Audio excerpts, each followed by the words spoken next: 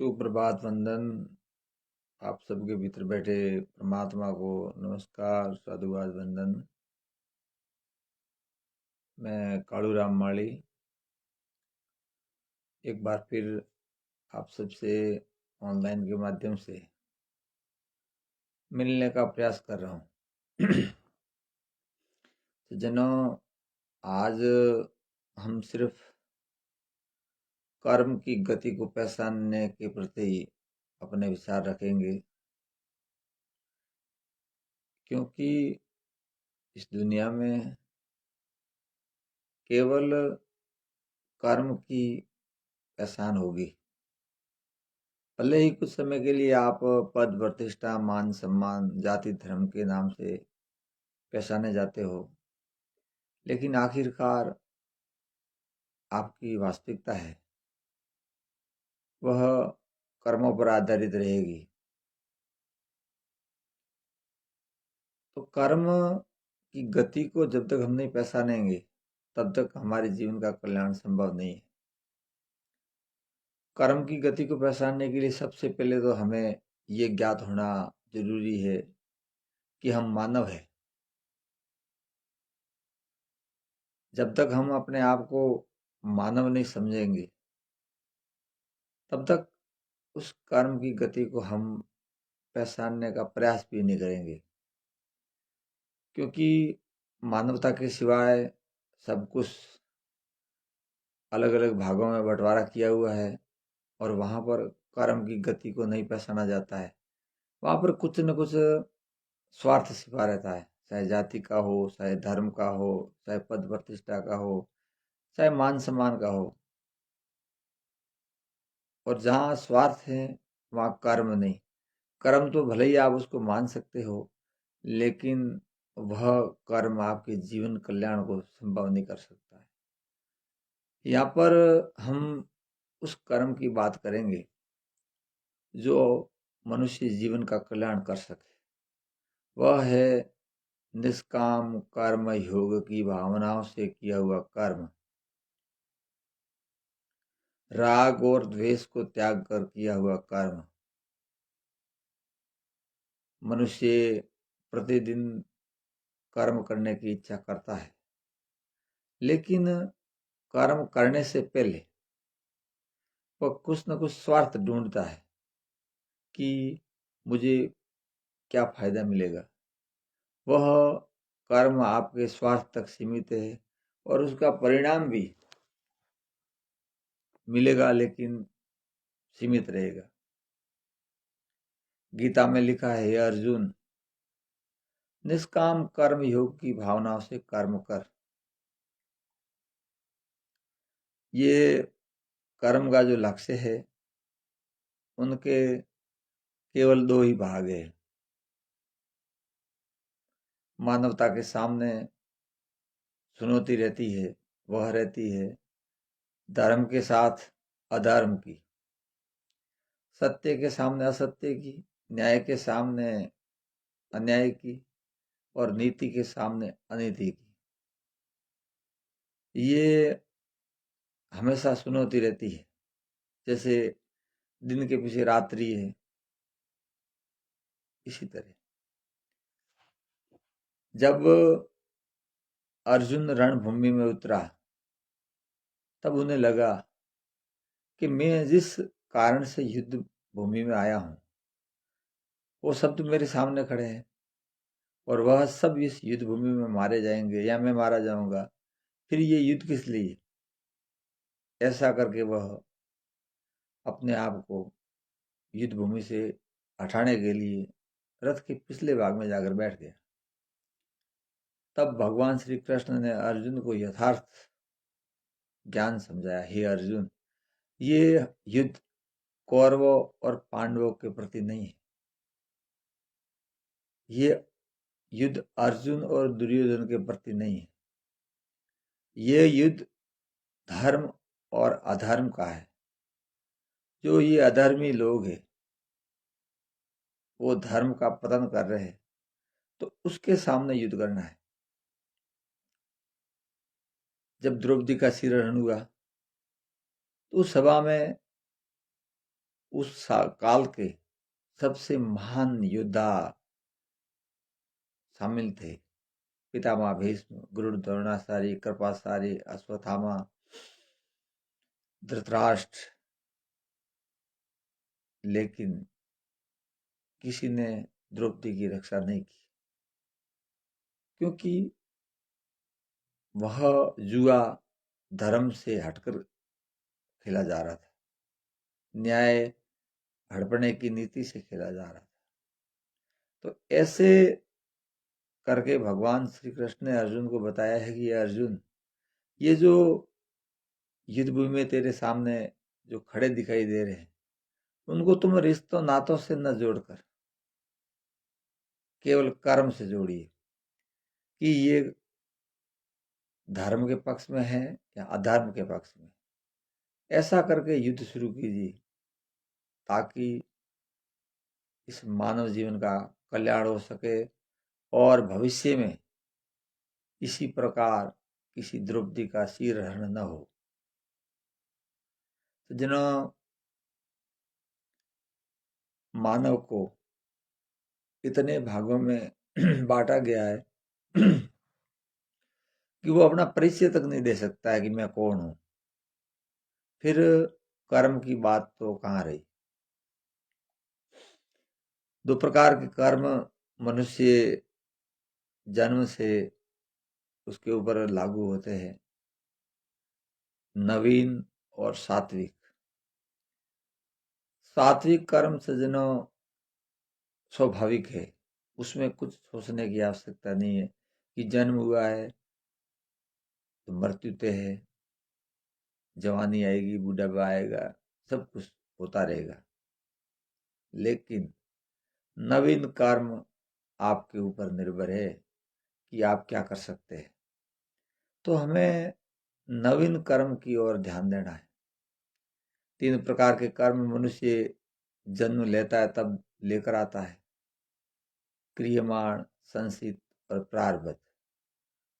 तो वो भी मनुष्य जीवन में बाधाएं उत्पन्न करता है।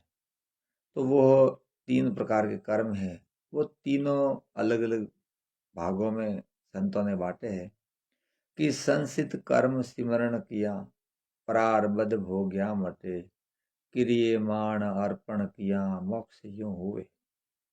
संचित का मतलब होता है इकट्ठा किया हुआ, जो इतना आपके ऊपर कर्ज है कि वो आप पूरी 84 लाख योनि भुगत कर आगे फिर भी पूरा नहीं हुआ है, तो अब इस क्षणिक जीवन में कैसे पूरा होगा। तो उसके लिए परमात्मा के नाम का सिमरण करने से वह समाप्त हो सकता है कि हे परमात्मा, ये कर्ज है वह अब मैं इस जीवन में कैसे उतारूं, आप मुझे माफ कीजिए।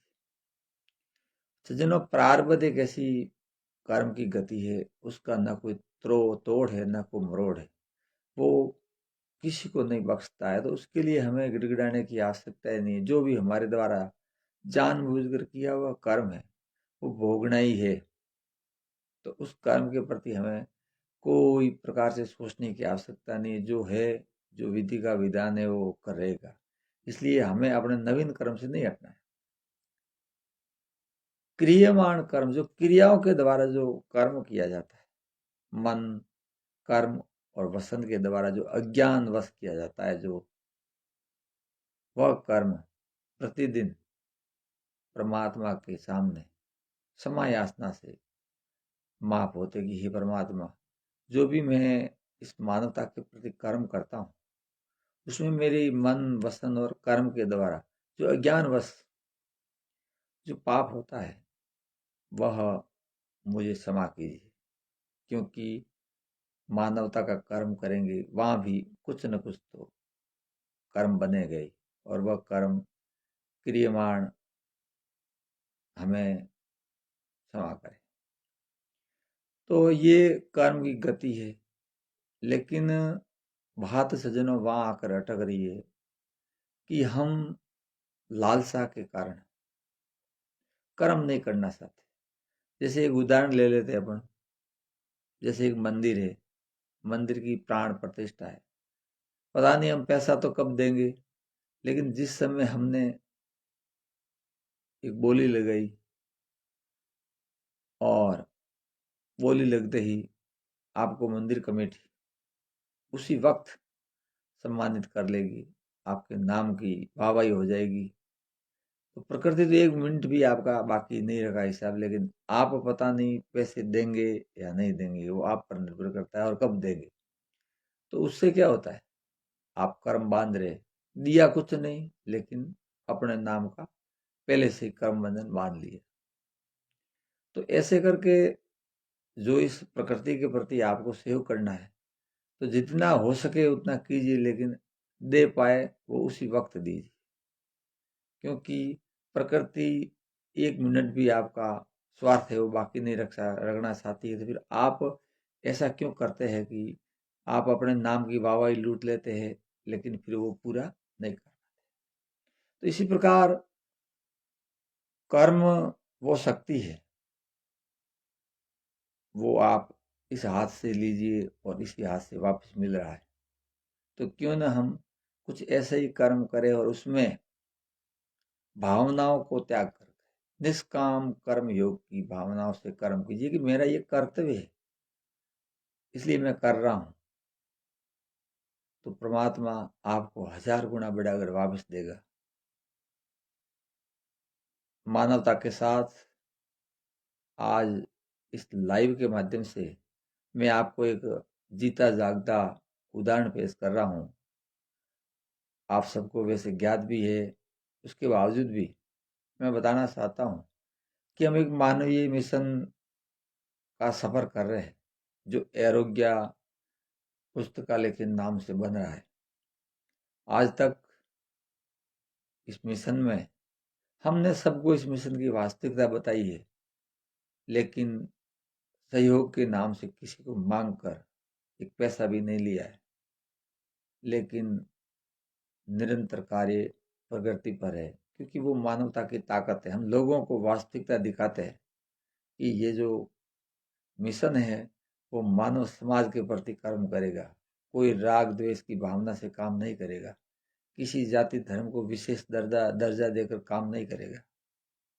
तब जो लोग मानवता को समझ रहे हैं वो स्वेच्छा से लाखों रुपए दे रहे हैं और उसकी बदौलत ये कारवां निरंतर प्रगति की ओर बढ़ रहा है।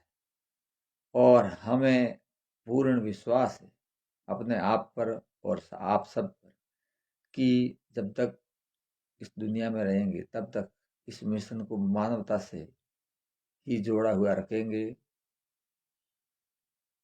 इसलिए ऑनलाइन के माध्यम से मेरा आप सभी से निवेदन है कि पता नहीं इस जिंदगी का सफर कब रुक जाएगा, कर सले कुछ ऐसे कर्म जीवन धन्य हो जाएगा, जीवन धन्य हो जाएगा।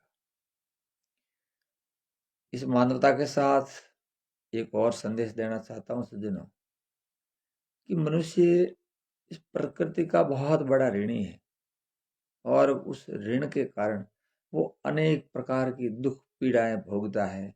वो तांत्रिक के चक्कर में और शारीरिक मानसिक के चक्कर में कोर्ट कचहरी हॉस्पिटल भोपा भरना के चक्कर में पूरी जिंदगी बर्बाद कर रहा है, लेकिन कोई समाधान संभव नहीं हो रहा है। होता है एक दूसरा लग जाता है। तो हम अगर इस बीमारी से दूर होना चाहते हैं तो मानवता के प्रति आप आगे आइए। ये ब्रह्मांड की तमाम शक्तियां अपने आप शांत हो जाएगी। आपको कोई किसी प्रकार की समस्या से नहीं जूझना पड़ेगा, लेकिन संघर्ष करना पड़ेगा प्रतिदिन। हमेशा के लिए मानवता के प्रति कर्म करना पड़ेगा। तो ये तमाम समस्या है वो अपने आप शांत हो जाएगी। हम पीड़ित हैं, सब जगह चक्कर काट रहे हैं, पैसा भी खर्च कर रहे हैं, समय का भी खर्च कर रहे हैं। तो वह समय और पैसा मानवता के प्रति कर्म करने में खर्च कीजिए। आज जहाँ आप जहाँ हैं वहीं कीजिए, तो आपका जीवन है वो वास्तविकता में बदल जाएगा। लेकिन सज्जनों हम करते कुछ नहीं है। हम कभी सोचते भी नहीं है 5 मिनट बैठ कर भी कि मैं कौन हूँ और मेरा जीवन का लक्ष्य क्या है? जब हम ध्यान अवस्था में जाएंगे ही नहीं, अपने अस्तित्व को पहचानेंगे नहीं, तो जीवन कल्याण कैसे संभव होगा? हम हमारी पीड़ा को समाप्त करने के लिए प्रत्येक जगह जाते हैं, प्रत्येक व्यक्ति से जहाँ हमें सुनने में आता है कि वो किसी की पीड़ा दूर करता है, तो वहाँ हम लाइन लगाकर खड़े हो जाते हैं, आशीर्वाद के लिए भी जाते हैं। लेकिन अपने आप को कभी पहचाना नहीं, न अपनी आत्मा को कभी पूछा। जहाँ तक हमें आत्म अनुभव न होगा, आत्म ज्ञान नहीं होगा और आत्मा से निवेदन नहीं करेंगे कि मेरा लक्ष्य क्या है और मैं जो कर रहा हूँ क्या वो सत्य है, वो नहीं है, तब तक जीवन कल्याण संभव नहीं है। मैं मेरे गुरुदेव को साक्षी मानकर आप सबको प्रणाम वंदन करता हूँ कि सज्जनों, प्रतिदिन उठिए, जागिए और जगाने का प्रयास कीजिए कि मानवता के प्रति कर्म है, वो दुनिया की सबसे बड़ी अमोघ शक्ति है। उसका ना कोई तोड़ है, ना कोई मरोड़ है। जीवन की तमाम समस्या को समाप्त करने का उनके पास पावर है, लेकिन हमें वो करना पड़ेगा। ऐसा कोई मंत्र नहीं है, ऐसा कोई तंत्र या यंत्र नहीं है कि वो आपके गले में लटका दे या कान में फूंक दे उससे ये समस्या समाप्त होगी। उनका केवल एक ही आधार स्तंभ है कि वो आपको प्रत्यक्ष रूप से करना पड़ेगा। हम करना कुछ नहीं चाहते हैं, किसी की मार्फत ताबूत बांधकर या उपचार लेकर या मंत्र लेकर सुधार करना चाहते हैं। लेकिन सज्जनों, मंत्र वो भी कर्मों के अधीन है। जो व्यक्ति अच्छे कर्म करता है उसके ऊपर मंत्र की शक्ति भी नहीं लगती है। उसके लिए मैं पहले भी बता चुका हूँ और आज एक बार और बता देता हूँ। रामायण काल में जब भगवान श्री राम के सामने मेघनाथ का युद्ध हुआ, तब मेघनाथ युद्ध भूमि में आया और उन्होंने दुनिया की 3 अमोघ शक्तियों का प्रहार किया, पाशुपास्त्र, ब्रह्मास्त्र और नारायणास्त्र का। लेकिन वो तीनों शक्तियां भगवान श्री राम की परिक्रमा करके वहीं शांत हो गई।